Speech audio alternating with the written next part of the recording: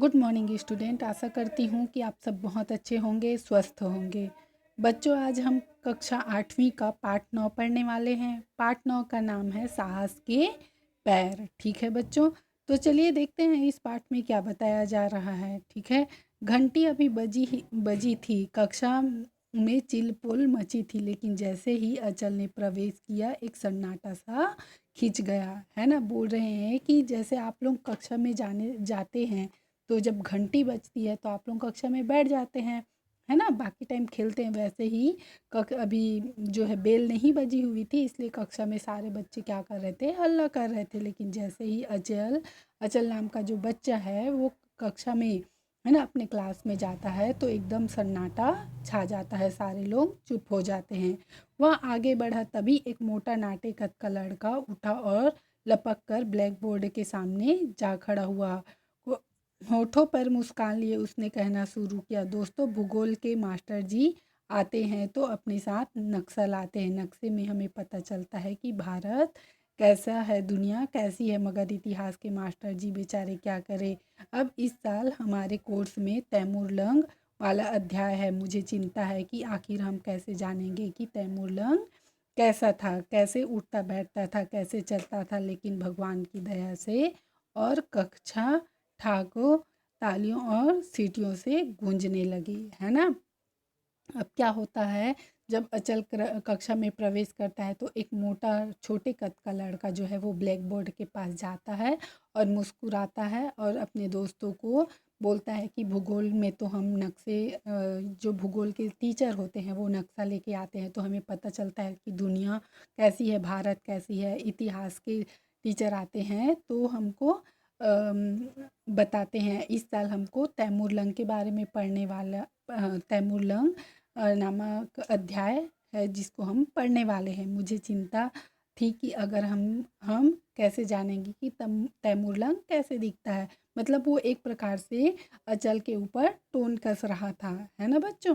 और ऐसे बोलते ही सारे कक्षा में तालियां बजने लगी, है ना, लोग ठहाके मारने लगे, सीटियाँ बजाने लगे। अचल को लगा किसी ने उसके दिल को मुट्ठी से दबोच कर मसल दिया। वह जहाँ था वहीं खड़ा रह गया। कक्षा में शोरगुल मचा था। एक आवाज़ आई, अपना भाषण तो तुमने अधूरा ही छोड़ दिया बॉस। है ना, अब जो है वो ये सारी बातें अचल को बहुत बुरी लगी। उसको लगा जैसे उसके दिल पे बहुत गहरा चोट लगा है ना। और तभी एक बच्चा बोलता है, आपने तो भाषण अधूरा ही छोड़ दिया है। लेकिन तभी घंटी बजी और मास्टर जी आ गए। शोरगुल थम गया, सब अपनी अपनी जगह पर बैठ गए। है ना बच्चों, उसके बाद जो टीचर है वो आ गए तो सारे लोग शांत बैठ गए। मास्टर जी ने हाजिरी ली, फिर उन्होंने पुकारा, अचल श्रीवास्तव। है ना, अब मास्टर जी आए और हाजिरी लेना, अटेंडेंस लेना स्टार्ट किया और बोले, अचल श्रीवास्तव। अचल चौंक कर उसने खड़े होने के लिए बैसाखियाँ संभाली। मास्टर जी कुर्सी से उठते हुए बोले, बैठो बेटे, बैठे रहो। यह सब कैसे हुआ तुम्हारा पैर? पास आकर उन्होंने पूछा। अचल बैसाखियों के सहारे खड़ा हो गया।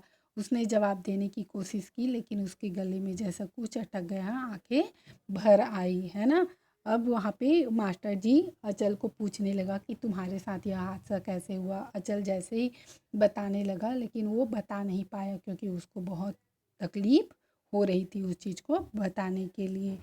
ओह खैर छोड़ो बेटे इस बात को। मास्टर जी द्रवित हो उठे। उन्होंने अचल की पीठ थपथपाई और वापस अपनी जगह आकर बोले, देखो तुम लोगों का यह नया दोस्त है, कितने बड़े दुर्भाग्य का शिकार हुआ है। अच्छा हो कि तुम लोग इसके साथ सहानुभूति रखो। अब मास्टर जी सारे बच्चों को बोल रहे हैं कि अचल के साथ सहानुभूति के साथ में रहो।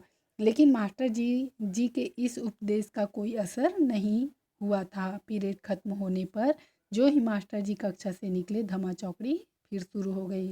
नाटेकत का वह मोटा सा लड़का फिर उठकर भाषण देने के अंदाज में ब्लैक बोर्ड के पास जा खड़ा हुआ। है ना, जैसे ही मास्टर जी गए, लोग बच्चे फिर वैसे ही हल्ला करने लगे, धमा चौकड़ी मचाने लगे। और वह नाटेकत का लड़का फिर ब्लैक बोर्ड के पास जाकर भाषण देने लगा। घंटा घर में 12 बज गए। पिताजी के खर्राटे गूंज रहे थे। माँ भी सो चुकी थी, लेकिन अचल की आंखों में नींद न थी। तभी उसका मन साल भर पहले की एक घटना में उलझ गया, है ना। अब जब घर जाने के बाद सब सो गए, लेकिन अचल की नींदों में आंखों में नींद नहीं थी। वो जो साल भर पहले उसके साथ जो घटना घटी थी उसी को वह याद कर रहा था। ठीक है बच्चों, पिताजी का तबादला हो गया था। कितना खुश था अचल उस दिन। रास्ते में एक बड़े स्टेशन पर गाड़ी रुकी। अचल पानी लेने के लिए उतरा था। नल पर काफ़ी भीड़ थी।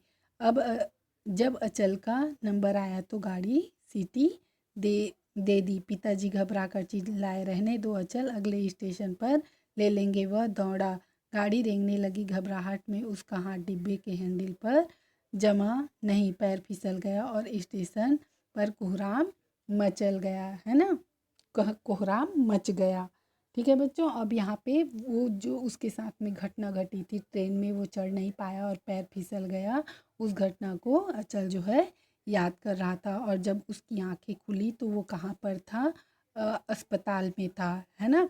उसके सिरहाने पे माँ बैठकर रो रही थी। उसके पिताजी चुपचाप खड़े थे। कुछ समझ में नहीं आया। फिर उसे पता चला कि उसने अपना एक पैर गंवा चुका है ना। वह तड़प उठा। सारा अस्पताल उसे चक्कर खाता सा लगा, है ना। अब उसको पता चला, उस एक्सीडेंट के बाद जब उसकी आंखें खुली तो वो अस्पताल में था, और उसको जब पता चला कि उसका अपना एक पैर गंवा चुका है तो उसको कुछ भी समझ में नहीं आ रहा था। और फिर वह दिन भी आया जब अचल बैसाखियों के सहारे चलता हुआ स्कूल में प्रवेश लेने गया। पिताजी भी साथ थे। कितनी ही आंखें उस पर गड़ गई थी। उसने लड़के उसे इस तरह देखने लगे जैसे कोई जानवर हो। गुस्से और मजबूरी में से कांप उठता था वह। और अब कल उसे फिर स्कूल जाना था। फिर वही तीर जैसे फब्तियाँ, जहरीले ठहाके झेलने थे। उसे उसे लग रहा था कि उसकी हिम्मत जवाब देती जा रही है। फिर क्या करे वह, है ना। अब उसको वो सारी चीज़ें बहुत ख़राब लगती थी जब लोग उसको बहुत ही अजीब नज़रों से देखते थे, और उसकी बैसाखियों पे चलने से लोग उस पर हंसते थे, है ना। तो धीरे धीरे उसकी जो हिम्मत थी वो जवाब देने लगी थी, मतलब वो टूटने लगा था। आखिर क्यों हंसते हैं उस पर लड़के? अब उसके मन में सवाल उठने लगा कि आखिर लोग मुझ पर लड़के क्यों हंसते हैं? ज़रूर उन्हें कोई मज़ा मिलता होगा। इससे वह चिढ़ता है, रोता है, तो वे समझते होंगे उन्होंने उसे दबा लिया, हरा दिया। लेकिन अगर वह चिढ़े नहीं, रोए नहीं, तो अगर वह उन्हें जता दे कि वह अपने लंगड़ेपन की कोई परवाह नहीं करता, तो उसका सारा मज़ा भी किरकिरा हो जाएगा, है ना। अब अचल सोचता है कि वह क्यों हंसते हैं, है ना। उसके लंगड़ेपन पर हंस रहे हैं। अगर वो सोचते हैं कि वो लोग मुझे हरा दे रहे हैं तो मैं चिढ़ रहा हूँ, तो उसको मज़ा आता है। अगर मैं ऐसा ना करूँ तो ज़्यादा अच्छा है। यह अचल जो है अपने मन में सोच रहा है। बल्कि क्यों ना वह खुद ही अपने आप पर हंसे। अपने लंगड़ेपन पर हंसने का कोई निमंत्रण दे उन्हें, तब वे समझ जाएंगे कि लंगड़ेपन की खिल्ली उड़ाना, उसे चिढ़ाना, सताने की कोई कोशिश करना बेकार है। वह तो खुद ही अपनी टांग को हंसने की चीज़ समझता है। उसके मुरझाए होठों पर मुस्कान खिल गई। फिर पता नहीं वह कब सो गया, है ना। अब वह सोचने लगा कि अगर खुद ही इन सब चीज़ को वो एक्सेप्ट कर लेगा तो लोग उस पर हंसना छोड़ देंगे, है ना। और ये सारी चीज़ें सोचकर मुस्कुराने लगा, और थोड़ी देर बाद उसको नींद आ गई। वही कल का माहौल वही कल कल वाला माहौल था। अचल अभी अभी कक्षा के दरवाजे पर पहुंचा ही था कि सीटियां, ठहाकों और डेस्कों की थपथपाहट से गूंजने लगी थी। बाअदब, बा मुलाइजा, होशियार, संसा, तैमूर लंग तशरीफ ला रहे। वह मोटा नाटा लड़का अपनी जगह पर खड़े होकर चिल्लाया, है ना। जैसे ही अब अचल कक्षा में प्रवेश किया तो लोग उसको फिर से वही जो लड़का, मोटा सा लड़का था, वो चिढ़ाने लगा। अचल ठिठका। कल वाली कायरता उसके अंदर सिर उठाने लगी थी, परंतु उसने दांत भींच लिए। फिर उसने अपने बिखरते साहस को संजोया और मुस्कुराने लगा, और कक्षा के अंदर आ गया, है ना। उसकी हिम्मत तो नहीं हो रही थी, उसके बाद भी उसने हिम्मत दिखाई और मुस्कुराकर कक्षा के अंदर प्रवेश कर लिया।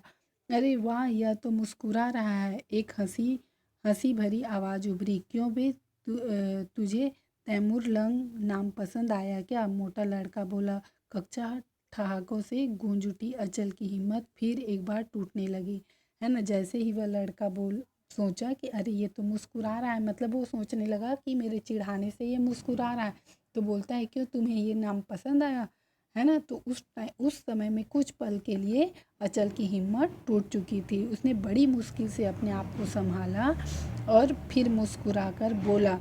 उसने देखा कई लड़कों की ओर आश्चर्य से आंखें बोला बहुत, है ना। मतलब वो बोला कि हाँ मुझे यह नाम बहुत पसंद है। उसने देखा लड़कों की आंखें आश्चर्य से फैल गई। कक्षा का शोरगुल अचानक धीमा पड़ गया। वह मोटा लड़का भी हक्का बक्का रह गया था। वह खिसियानी सी हंसी हंसकर बोला, दोस्तों सुना, यह कहता है मुझे तैमूर लंग नाम बहुत पसंद है, बल्कि बहुत पसंद है। क्यों ना इसे हम, है ना। अब वो बच्चे जो हैं वो एकदम शांत हो गए जब वो अचल बोला कि हाँ मुझे यह नाम बहुत पसंद है। ठीक है, तो सारे बच्चे उसकी ओर बहुत आश्चर्य से देखने लगे।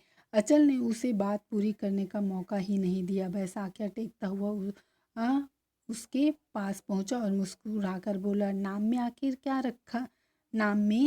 रखा ही क्या है जनाब? तैमूर लंग कहो या अचल, रहूँगा तो वही जो हूँ, है ना। अब यहाँ पे बोलता है कि नाम में क्या रखा हुआ है ना। मैं रहूँगा वही जो मैं हूँ, है ना। चाहे आप लोग तैमूर लंग कहो चाहे अचल कहो, ठीक है। अब उसके अंदर धीरे धीरे हिम्मत आ गई थी। सारा कक्षा सन्न रह गया। अचल का उत्साह दोगुना हो गया। वह कहता कहता रहा, अब देखो न, मेरा नाम है अचल, नाम के अनुसार तो मुझे अड़िग अचल रहना चाहिए, पर जरा ये बैसाखियाँ हटा दो, फिर देखो तुरंत सचल ना हो जाऊं तो कहना।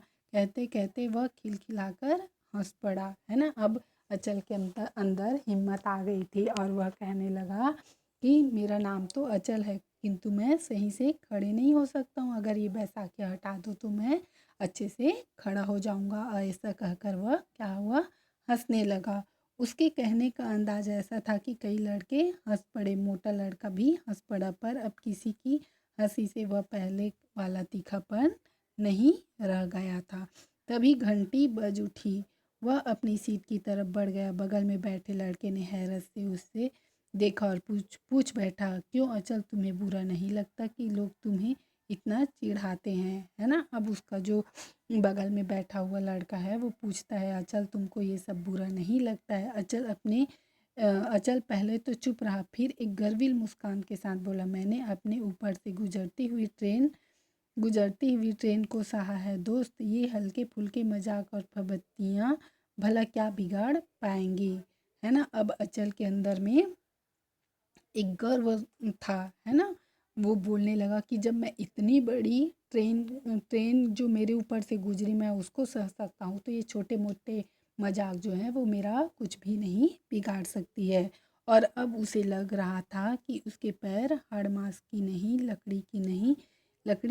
के नहीं, साहस के हैं, और साहस के कभी न थकने वाले पाँव के सहारे वह जीवन की बीहड़ राहों पर बढ़ता चला जा रहा है ना। अब उसको लगने लगा कि ये जो मेरे पैर है वो सिर्फ हड्डी और मांस की नहीं या लकड़ी के सहारे नहीं चल सकती है ना। उसके अंदर में एक साहस आ गया था जो कभी ना थकने। पैरों से चलने से तो आदमी थक भी जाता है, लेकिन अंदर साहस हो तो वो कभी भी नहीं थकता है। और इस जीवन की बीहड़ राहों पर, मतलब मुश्किल राहों पर वो चलने के लिए तैयार था। ठीक है बच्चों, आशा करती हूँ कि यह चैप्टर आप लोगों को बहुत अच्छे से समझ में आया होगा। नीचे शब्दार्थ दिया हुआ है, अभ्यास प्रश्न दिया हुआ है। शब्दार्थ आप लोगों को कॉपी में लिखना है और अभ्यास प्रश्न मैं आप लोगों को लिखवाऊंगी। आज के लिए बस इतना ही बच्चों। थैंक यू बच्चों।